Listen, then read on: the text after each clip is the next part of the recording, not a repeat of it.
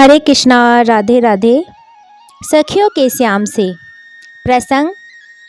कली में मीरा नाम धरायो, गतांग से आगे भाग 2। उन दिनों मैं यही थी जब इंद्रयाग के स्थान पर गोवर्धन पूजा हुई। मुझे तो ये सब बाबरे लगे कि एक बालक के कहने पर सबने पीढ़ियों से चले आ रहे इंद्रयाग को बंद कर दिया और पहाड़ पूजने बैठ गए। किंतु मुझे क्या, मैंने तो अपनी सावधानी रखी। पूजन के समय, परिक्रमा के समय कहीं दृष्टि न पड़ जाए श्याम सुंदर पर। और फिर वज्र बनकर टूटा इंद्र का कोप ब्रिज पर। कोई बिना देखे सोच भी नहीं सकता अंजलि में न समाए इतने बड़े बड़े ऊपल और रस्सी जैसी मोटी धाराओं की वृष्टि। लगा प्रलय काल उपस्थित हो गया। किसी को किसी का ध्यान नहीं था। सब एक स्वर से कन्हैया, कन्नू, गोविंद, नीलमणि पुकारते हुए भाग रहे थे। तभी एकाएक देखा सुना तो बहुत था कि श्याम सुंदर ने 6 दिन की आयु में पूतना राक्षसी को मार डाला। मेरी सास तो कहती थी कि कन्हैया भला क्या मारेगा, वह तो इतना सा था, राक्षसी को तो उसके पाप ही खा गए।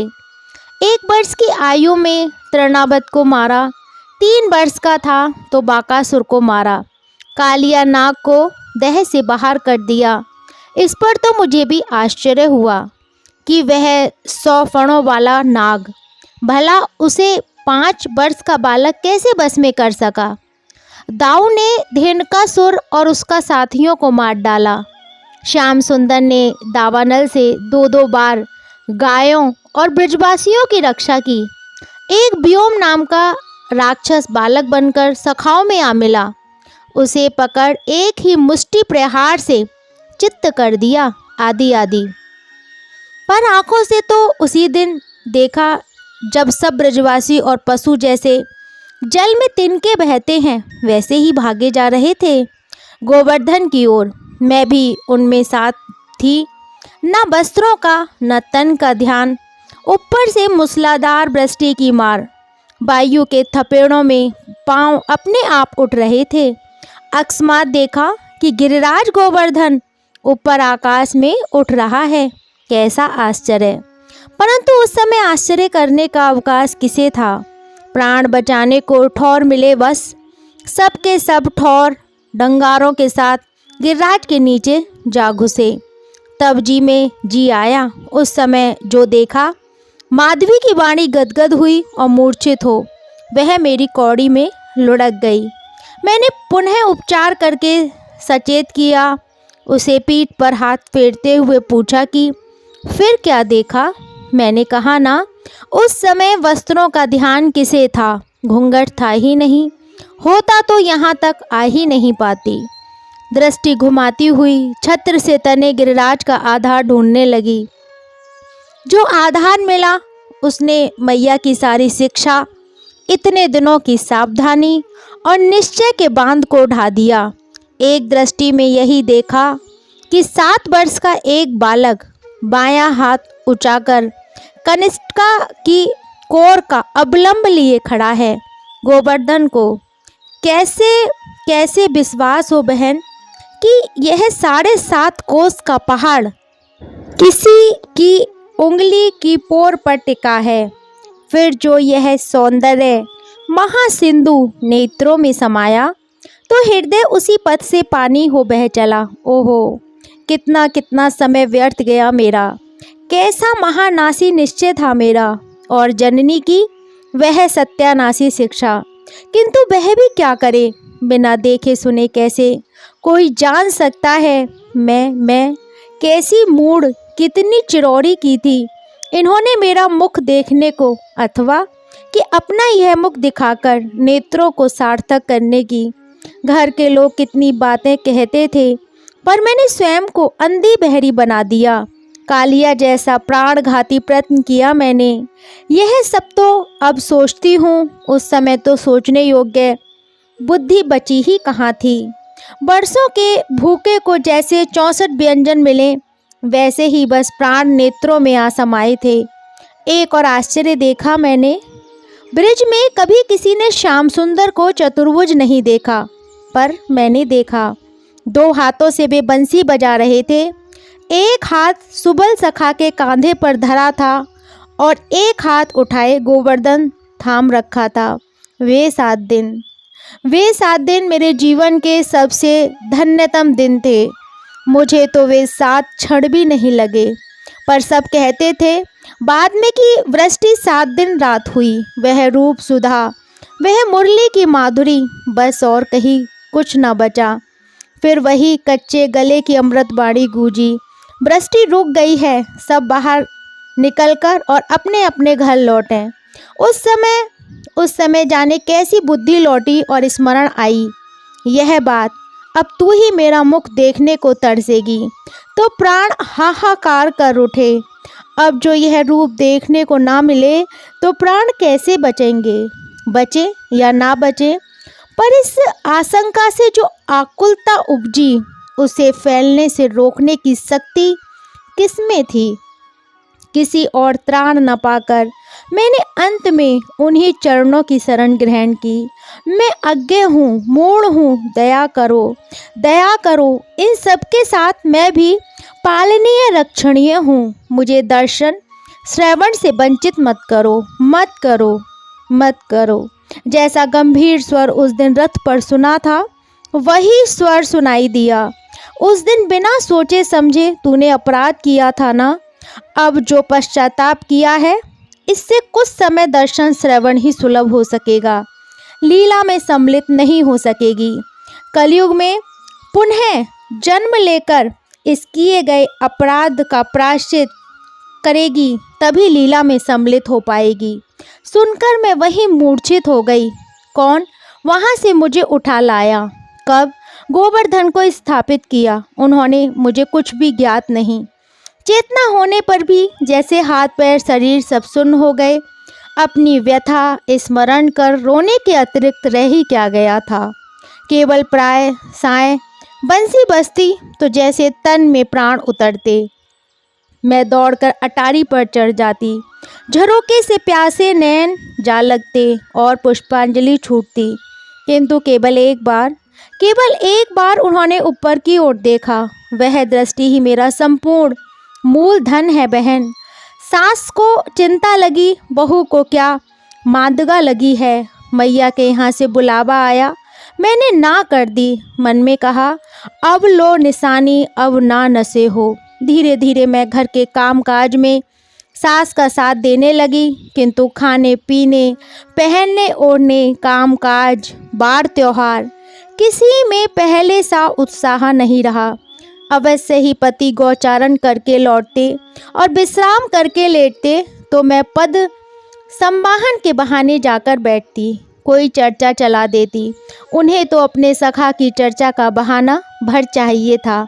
आज क्या क्या किया, कहाँ गए, किस पेड़ चढ़े, कन्नू ने किसको छकाया, किससे खेल में हारा, कैसे रूठा, कैसे माना, छाक में क्या रुचा उसे, कैसे थकने पर सबने लेटने को विवश किया, किसकी गोद में सिर था, किसकी गोद में पाँव, कौन हवा कर रहा था, कौन गा रहा था और कौन ताल दे रहा था, कैसे उसके पद दलायत नेत्र अध मुदे हुए, कैसे वह सुंदर उदर वक्ष ऊपर नीचे होता है, कैसे हस्त कमल हैं और कैसे पद तल, कैसी उंगलियां, कैसा हास्य और कैसी मुस्कान, कैसे वह नासिका ग्रह पर दृष्टि जमाकर किसी मुनि का अभिनय करता है।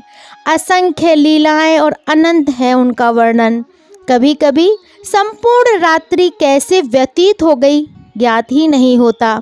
वे वैसे ही लीलाओं का वर्णन करते रहते और मैं मरुस्थल की प्यासी धरती की भांति स्वयं श्रवण करती रहती। मैं मरुस्थल की भांति श्रवण करती रहती। अब तो वह सुख भी छिन गया है। उन्हें स्वयं अपना ही ध्यान नहीं रहता। मुझे क्या सुनाएंगे। मैं उस दिन वहीं गिरिराज के नीचे ही प्राण त्याग कर पाई होती तो आज की है दारुण व्यथा मेरा भाग ना बनती। पर बचे दिनों के दर्शनों का लोभ ना झेल सकी। अब तुम ही कहो बहन, ब्रिज में मुझसी अभागिनी अन्य कौन है कि सुख के लिए देह रखूं। जिसे उन्होंने त्याग दिया उसे कौन स्वीकार करेगा। किससे कहूँ अपनी व्यथा, सुनकर कौन ना धक धक कर उठेगा। ना करे धक धक, दया उपेक्षा ही तो मेरा भाग बनते हैं। ना जाने कलयुग आने में कितने युग अभी बाकी हैं। कहाँ जन्म मिलेगा, कैसे पुनः अपना स्थान पा सकूंगी। कुछ भी नहीं जानती कि क्या करूं, किससे पूछूं। सचमुच मैं अपने ही दुर्भाग्य को सर्वोपरि मानती आ रही, पर इसके दुर्भाग्य की तो कहीं समता ही नहीं है। जैसे क्या कहकर धीरज बंधाऊं इसे, कुछ ना कहने से तो यह ग्लानि के मारे मर ही जाएगी। सुन बहन, यह देह ये मन उनके हुए, वे जैसे चाहें इनकी व्यवस्था करें, जैसे चाहें रखें। तुम कौन हो इन्हें त्यागने और रखने वाली। अपनी ओर से कुछ भी थामे मत रहो, सब छोड़ दो उन पर, जैसे रखे रहो। उनकी प्रसन्नता में अपनी प्रसन्नता मानो। वे अभी नहीं मिलना चाहते तो प्रतीक्षा करो। हम सबको प्रतीक्षा ही तो करनी है उनकी कृपा की। सबके पास अपने अपने अनुभव हैं बहन, वह उनकी संपदा है और इस संपदा के आश्रय वे ये प्रतीक्षा के कुछ दिन व्यतीत कर पाएंगी।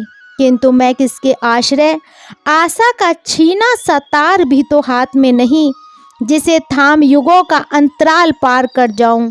उसके रुदन का बांध फिर कूल तोड़कर बहने लगा। सुन माधवी, तूने तो सुना, जो देखा वही तेरा पाथ्य है।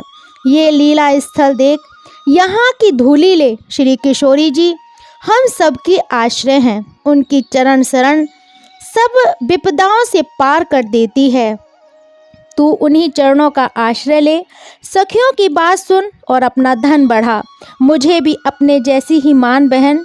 अंतर इतना ही है कि जो कुछ तूने जानबूझकर किया वह मैं अनजाने में कर बैठी।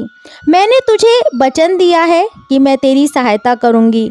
कलयुग में या कहीं भी जहां तू जाएगी मैं तेरे संग चलूंगी। बनेगी सो सेवा करूंगी और सदा सदा बनी रहूंगी। बस अब व्याकुल ना हो। यह क्या कह रही हो चंपा बहन, मुझ अभाग्नि के लिए इतना बड़ा त्याग। माधवी ने अपना सिर मेरे पैरों में रख दिया। मैंने उसे बाहों में भर लिया। सब अपनी अपनी कमाई खाते हैं बहन, कोई किसी के लिए भला क्या कर पाता है। केवल उनकी करुणा ही सबको आश्वस्त करती है। अब उठ जा बहन, चल तुझे किशोरी जी के समीप ले चलूं। अपने को उनके चरणों में समर्पित कर देना है बस। आगे की सारी व्यवस्था वे संभाल लेंगी। मेरे प्यास क्या है जो समर्पित करूं। वे स्वयं ही इस अभाग्नि को अपना लें तो उठ जा। मैंने आश्रय दे उसे उठाया, साथ साथ ही बरसाने आई। माधवी बार बार संकोच से मरी जा रही थी। मैं इस योग्य कहाँ हूँ कि श्याम सुंदर भी जिनकी चरण रज की स्पर्हा करें उनके सम्मुख जाकर खड़ी हो जाऊं। तू एक बार मेरा कहना मान ले। कहते हुए मैं उसे श्री किशोरी जी के समीप लाई। श्री किशोरी जी ने उसे प्रणाम करते देख पूछा, यह कौन सखी है चंपा, कभी देखा नहीं इसको। मैं आपकी दासी हूँ श्रीजू। रुदन से टूटते स्वर में माधवी बोली, मैं महाअधम हूँ। ऐसा मत कहो सखी, हम सभी का आश्रय उनका स्मरण है। प्रतीक्षा के अतिरिक्त उपाय ही क्या है हम सबके पास।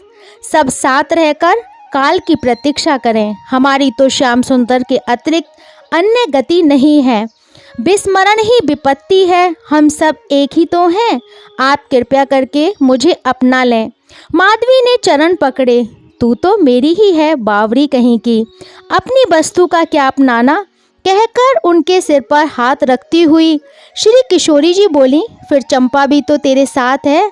बड़े भाग्य से ही ऐसा साथ मिलता है। ले उठ। माधवी की आंखें चंपा की ओर देख मुस्कुरा उठी। अपने जनों को वे कभी निराश्रय नहीं छोड़ते।